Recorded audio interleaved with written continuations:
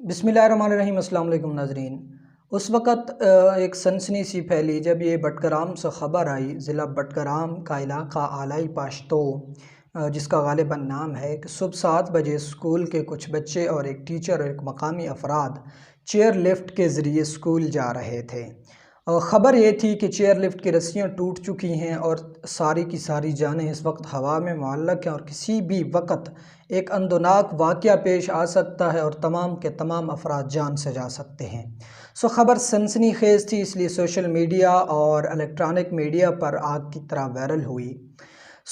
مقامی افراد نے بڑی کوشش کی کہ انتظامیہ کو خبر کی جائے اور ہیلی کاپٹر منگائے جائیں۔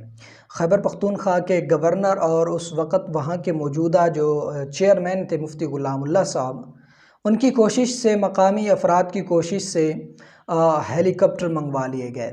ہیلی کاپٹر نے پہلی کوشش میں SSG کمانڈوز، پاک فوج اور ایئر فورس کے جوانوں نے اس ریسکیو کے عمل میں شرکت کی تھی۔ پہلی جو اٹیمپٹ تھی اس میں خوراک، ادویات اور پانی کا پہنچانا تھا، SSG کمانڈوز نے اپنی پوری مہارت کے ساتھ یہ عمل سر انجام دیا۔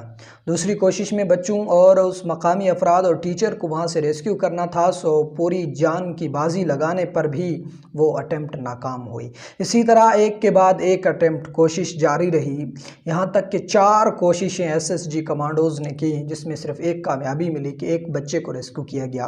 اس کے بعد موسم کی خرابی اور ہوا کا تیز دباؤ اور پھر اندھیرا چھا گیا، جس کی وجہ سے ہوائی آپریشن جو تھا، فضائی آپریشن جو تھا، جو ریسکیو کیا جا رہا تھا ہیلی کاپٹر کے ذریعے، اسے روک دیا گیا۔